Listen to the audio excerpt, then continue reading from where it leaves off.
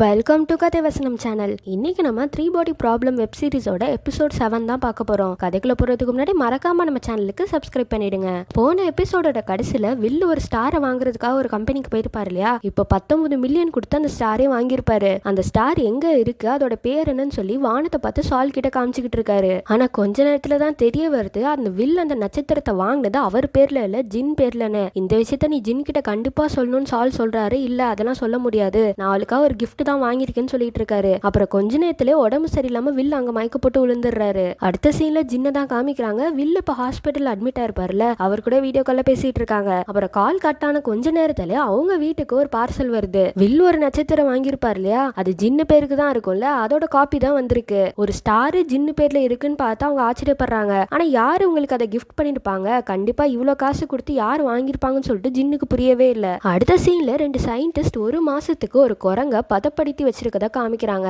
அதாவது அந்த குரங்கு உயிரோடவும் இல்ல, இறந்து போகவும் இல்ல, ரொம்ப நாளாவே அந்த ஐஸ்குள்ள தூங்குற நிலைமையில தான் இருக்குன்னு சொல்றாங்க. இப்ப குரங்கு அந்த பதப்படுத்துற நிலைமையில இருந்து எழுப்புறாங்க, அதுவும் நார்மலா வருது. அதுகிட்ட சில கேள்வி எல்லாம் கேக்குறாங்க, அதுவும் கரெக்டான பதில் அமுக்குது. அப்புறம் ஜின் இதெல்லாம் எதுக்கு யூஸ் ஆகுதுன்னு போலீஸ் கிட்ட கேக்குறப்போ, என்னையும் இந்த மாதிரி தான் பதப்படுத்தி வச்சுக்க போறேன், இன்னும் 400 வருஷத்துக்கு நம்ம போடுற இப்ப இந்த பிளான் கண்டிப்பா ஒர்க் அவுட் ஆகணும், இந்த பிளான தெரிஞ்ச ஒரு ஆள் இன்னும் 400 வருஷத்துக்கு இருக்கணும்னா நான் இந்த மாதிரி பதப்படுத்திக்கிட்டேன்னா நான் சாகவும் மாட்டேன், உயிரோடும் இருக்க மாட்டேன், எப்பெல்லாம் தேவையோ அப்பெல்லாம் எந்திரிச்சு இந்த பிளான் எப்படி போகுதுன்றத நான் பார்த்துப்பேன்னு சொல்றாரு. இந்த பக்கம் அகஸ்டினா அவங்களோட ஒர்க்கை பார்த்துட்டு தான் இருக்காங்க. ஆனா ஜின்னி கிட்ட இன்னமும் ஃபீல் பண்ணிட்டு இருக்காங்க, நான் தப்பான பாதையில வந்துட்டேனோ, இந்த போலீஸ்க்கு கீழே வேலை பார்க்கறது கொஞ்சம் கூட விருப்பம் இல்லதான், ஆனா உனக்காக தான் அதெல்லாம் பண்ணிட்டு இருக்கேன்னு சொல்றாங்க. அடுத்த சீன்ல வில்ல ஹாஸ்பிட்டல்ல தான் காமிக்கிறாங்க. அவர் கூட பிறந்த 2 பேரும் அங்க வந்திருக்காங்க. அவங்க பேசுறதுலே தெரியுது இவர் கூடி சீக்கிரம் இறந்து போறாரு இல்லையா, அதனால சொத்தை பத்தி பேச வந்திருக்காங்கன்னு. வில்லுக்கு இது நல்லாவே புரியுது. அவருக்கு அவரோட ஃபேமிலி எந்த விஷயத்திலயும் சப்போர்ட்டாவே இருந்தது இல்ல, அதனால என்ன சொல்றாருன்னா, நான் எப்படி இறந்து தான் போக போறேன், நீங்களே அப்பா அம்மா சொத்தை வச்சுக்கோங்கன்றாரு. இந்த பக்கம் திருப்பி போலீஸ் சயின்டிஸ்ட் எல்லாம் வச்சு ஒரு மீட்டிங் வைக்கிறாரு. அப்ப அந்த டிவைஸ் அனுப்புறதுக்கு அதுக்குள்ள 2 கிலோகிராம் மட்டும் தான் வைக்க முடியும். ஆனா நீங்க ஒரு மனுஷனே அனுப்பணும்னு சொல்றீங்க,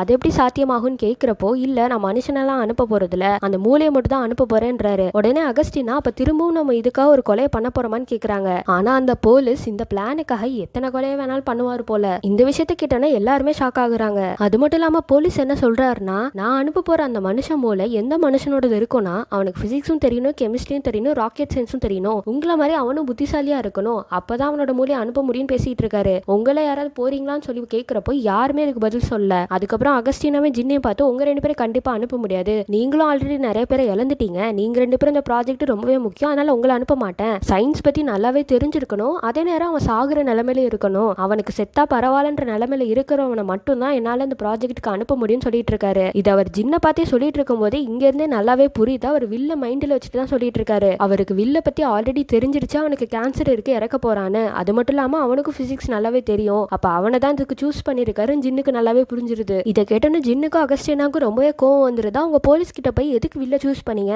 அவனே ரொம்ப கஷ்டப்பட்டு இருக்கான், இறக்குற நிலைமையில இருக்கான்னு. அதுக்கு போலீஸ், நான் போய் வில்லு கிட்ட பேசுறேன்னு சொல்றாரு. ஆனா அங்கதான் ஒரு விஷயம் அவருக்கு ஸ்ட்ரைக் ஆகுது. அந்த சோஃபான்ஸ்னால கேட்க முடியும், பார்க்க முடியும், ஆனா நம்ம என்ன மனசுக்குள்ள நினைக்கிறோம்ன்றது அவங்களுக்கு தெரியாதுல்ல அப்படின்னு யோசிக்கிறாரு. அப்புறம் வில்லு கிட்ட பேசுறதுக்காக போலீஸ் அங்கிருந்து கிளம்புறப்போ ஜின்னு வந்து கத்துறாங்க, நான் கண்டிப்பா வில்லு கிட்ட இதை பண்ணாதீங்கன்னு சொல்ல போறேன்னு. அப்புறம் அகஸ்டினாவும் ரொம்பவே ஃபீல் பண்றாங்க, இவனுக்கு கீழே வேலை பார்க்கறதே ரொம்ப தப்பு, நான் கண்டிப்பா இங்க இருந்து கிளம்பியே ஆகணும்னு சொல்லிட்டு அங்க இருந்து போறாங்க. இந்த பக்கம் போலீஸும் நம்ம மைண்டுக்குள்ளே பேசிக்கிட்டா அந்த சோஃபான்ஸ்னால அதை தெரியப்படுத்த முடியாதுன்ற விஷயத்தையும் ஒருத்தட்ட போன்ல பேசிக்கிட்டு இருக்காரு. அடுத்த சீன்ல அகஸ்டினா ஒரு லேப்ல ஒர்க் பண்ணிருப்பாங்க இல்லையா, அந்த பாஸ் தான் பார்க்க போயிருக்காங்க. இந்த ஊரை விட்டு கிளம்புறேன்னு அந்த வேலையை விட்டு போறேன்னு சொல்றாங்க. அதுக்கு அவர் என்ன சொல்றாருன்னா, இதுக்காக நாங்க நிறைய இன்வெஸ்ட் பண்ணிருக்கோம், அதெல்லாம் நீ அப்படி ஊரை விட்டு போக முடியாது, இந்த ரிசர்ச் கண்டினியூ ஆகும்னு சொல்லிட்டு இருக்காரு. அதுக்கு அகஸ்டினா, அதை நான் கண்டுபிடிச்சது தானே, நான் அதை ஏன் கூட எடுத்துட்டு போறேன்னு சொல்லிட்டு, இது உங்க கம்பெனிக்கு மட்டும் சொந்தம் இல்ல, இனிமே இதை எல்லாருமே ஃப்ரீயா யூஸ் பண்ணிக்கலாம்னு சொல்லிட்டு விக்கிபீடியால போட்டுறாங்க. அப்ப இனிமே அகஸ்டினா கண்டுபிடிச்ச அந்த ரிசர்ச் வந்து எல்லாருமே ஃப்ரீயா யூஸ் பண்ணிக்கலாம், அதனால அந்த கம்பெனி அதுக்கு சொந்தம் கொண்டாட முடியாது, அகஸ்டினாவே எங்க வேலைக்கு வச்சுக்கணும்னு அவசியம் இல்ல.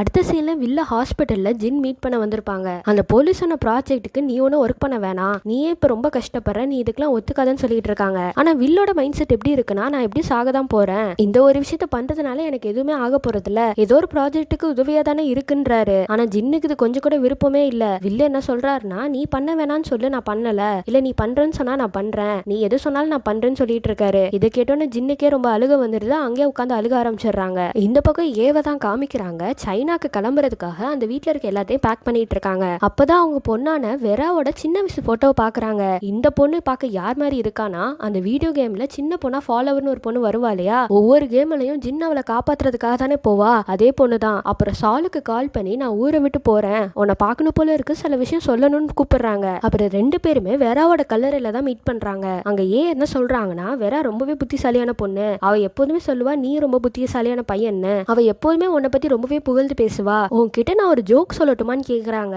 அதாவது எயின்ஸ்டைன் இறந்து போனதுக்கு அப்புறம் ஹெவனுக்கு போயிட்டு வயலின் வாசிக்கணும்னு ரொம்பவே ஆசைப்பட்டாரு. அவர் வாசிக்க ஆரம்பிக்கும் போது அங்க இருக்க ஏஞ்சல்ஸ்லாம் வந்து கடவுளுக்கு வயலின் வாசிக்கிறது பிடிக்காது, அதனால அதை பண்ணாதுன்னு சொன்னாங்க. அதனால ஐன்ஸ்டைனும் நிப்பாட்டிடுறாரு. ஆனா கடவுளுக்கு சாக்ஸோஃபோன் வாசிக்கிறது தான் பிடிக்கும் போல. ஒரு நாள் ஏதோ ஒரு பாட்டு அவர் சாக்ஸோஃபோன்ல வாசிக்கிறப்போ இதை ஐன்ஸ்டைனும் கேட்டுறாரு, அதே டியூனை வயலின்லயும் வாசிக்க ஆரம்பிக்கிறாரு. ஆனா கொஞ்ச நேரத்துல கடவுள் அங்க வந்து எயின்ஸ்டைனை அடிச்சிடுறாரு. இப்ப சொர்க்கமே அவருக்கு நரகமா மாறிடுதுன்னு சொல்லிக்கிட்டு இருக்காங்க. அது மட்டும் இல்லாம ஏஞ்சல்ஸ் வந்து நாங்க தான் முன்னாடியே உனக்கு வார்ன் பண்ணோம்ல, எப்போதுமே கடவுள் கூட விளையாடாதன்ற விஷயத்த சொல்றாங்க. இந்த 2 லைன் சொல்றப்ப மட்டும் உள்ள வேற ஏதோ ஒரு அர்த்தத்தை வச்சு சொல்ற மாதிரியே சால் கிட்ட சொல்லிட்டு இருக்காங்க. அதாவது இவங்க இந்த ஜோக்க சொல்றதே அதோட மீனிங் இல்லாம வேற ஏதோ விஷயத்த சால் புரிஞ்சுக்கணும்ன்ற மாதிரியே சொல்லிட்டு இருக்காங்க. ஜோக்க புரிஞ்சுக்கிறதுக்குனே ஒரு திறமை வேணும், இது ரொம்பவே பிரைவேட்டான ஜோக்கு தான், ஆனா ஜோக் ரொம்பவே முக்கியம்னு சொல்லிட்டு அங்க இருந்து கிளம்புறாங்க.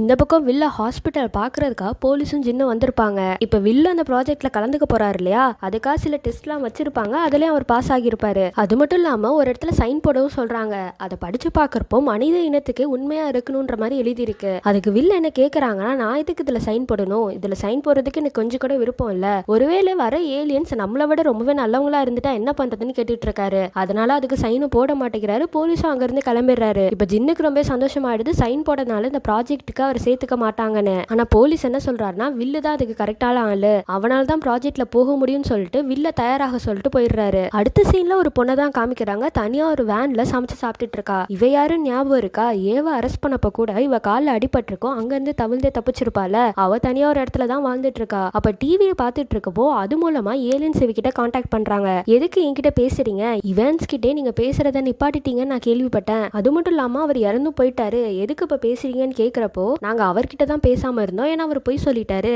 ஆனா நீ கண்டிப்பா தேவை, நீ எங்கள ஒருத்தின்னு சொல்றாங்க. இதை கேட்டோன்னா டாட்டியானாக்கு ரொம்பவே சந்தோஷமாயிடுது. அடுத்த சீன்ல சைனாக்கு போறதுக்காக ஏர்போர்ட் வந்திருப்பாங்க. அங்க ஒரு போலீஸ் எப்போதுமே ஏவ ஃபாலோ பண்ணுவாங்களா, அவரும் அந்த ஏர்போர்ட்ல தான் இருக்காரு. இப்ப வந்து அந்த போலீஸ் கிட்ட உங்க சீட்டுக்கு பக்கத்து சீட்டு தான் நானும் வாங்கியிருக்கேன், நம்ம 2 பேரும் நிறையவே பேசிட்டு போகணும்னு சொல்லிட்டு போறாங்க. இந்த பக்கம் சீனியர் போலீஸ் ஜின்னு கிட்ட வந்து நமக்கு எல்லா விஷயமும் இப்ப கைகூடி வந்துட்டு இருக்கு, அந்த ப்ராஜெக்ட்டுக்கு தேவையான ஆளும் கிடைச்சாச்சு, இந்த பாம்பும் கிடைச்சாச்சு, சீக்கிரமாவே இந்த ப்ராஜெக்டை முடிச்சலான்னு ரொம்ப சந்தோஷமா பேசிட்டு இருக்காரு. ஆனா ஜின்னுக்கு இந்த எந்த விஷயத்திலுமே உடன்பாடு இல்லாத மாதிரி இருக்காங்க. அப்புறம் போலீஸ் என்ன கேக்குறான்னா, வில்ல உனக்காக ஸ்டார் வாங்கிறதுனால அவனுக்கு ஒரு தேங்க்ஸ் ஆகுது பண்ணியானு. இப்பதான் ஜின்னுக்கே தெரிய வருது அந்த ஸ்டாரை வாங்கினதே வில்லு தானு. அதனால வில்ல பாக்குறதுக்காக வேகமா ஹாஸ்பிட்டலுக்கு ஓடுறாங்க. ஆனா இந்த பக்கம் வில்ல ஹாஸ்பிட்டல் அட்மிட் ஆயிருக்காரு, அவரோட மூளையை வெளியே எடுக்கிறதுக்கு. அதுக்கு கன்சென்ட் கொடுக்கணும்னு சொல்லிட்டு ஒரு டேபை தராங்க. அந்த டேப்ல 5 கொஸ்டின் இருக்கும், நீங்க எல்லாத்தையும் எஸ் கொடுத்தா மட்டும் தான் இந்த ஆபரேஷனுக்கு நாங்க உங்களை ரெடி பண்ணுவோம்னு சொல்றாங்க. இப்ப சாலும் தான் அங்க இருக்காரு. ஒவ்வொரு டைமும் எஸ் பிரஸ் பண்றப்போ ஏதாச்சும் வில்லு கிட்ட சொல்லி கன்வின்ஸ் பண்ணி இந்த முடிவை எடுக்க வைக்க வேணாம்னு சொல்லிட்டு சாலும் ரொம்பவே கஷ்டப்படுறாரு. என்னென்னமோ சொல்லி பாக்குறாரு, ஆனா வில் கடைசி வரைக்குமே எஸ்ன்ற ஆன்சரை தான் அமுக்குறாரு. இதை பார்த்தோன்னா சாலுக்கே ரொம்ப கஷ்டமாயிடுது, நான் அவனை ரொம்பவே மிஸ் பண்ணுவேன்னு அழுதுட்டு இருக்காரு. இந்த பக்கம் ஜின்னு வேகமா வில்ல பாக்குறதுக்காக ஹாஸ்பிட்டலுக்கு வராங்க.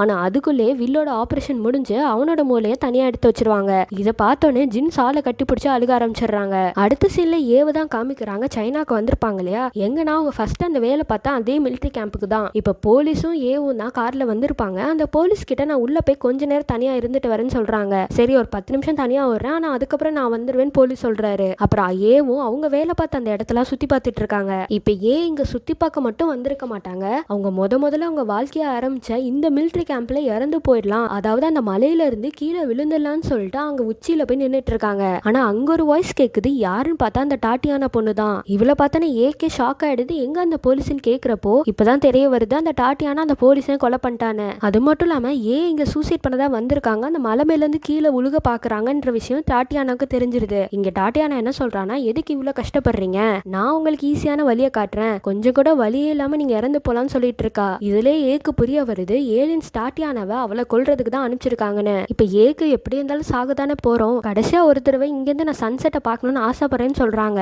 இப்ப ஏவும் அந்த பொண்ணும் அங்க உட்காந்து அந்த சன்செட்டை பாக்குறதோட இந்த எபிசோட முடிக்கிறாங்க. இப்ப அடுத்த எபிசோட்ஸ்ல இறந்து போயிட்டாங்களா, அந்த ப்ராஜெக்ட் என்ன ஆச்சுன்னு பார்க்கலாம். அதுக்கு முன்னாடி நம்ம சேனலுக்கு மறக்காம சப்ஸ்கிரைப் பண்ணிடுங்க. நான் கதை சொல்ற விதம் உங்களுக்கு பிடிச்சிருந்துச்சுன்னா இந்த வீடியோக்கு லைக் பண்ணி கமெண்ட் பண்ணி ஷேர் பண்ணுங்க. டாடா.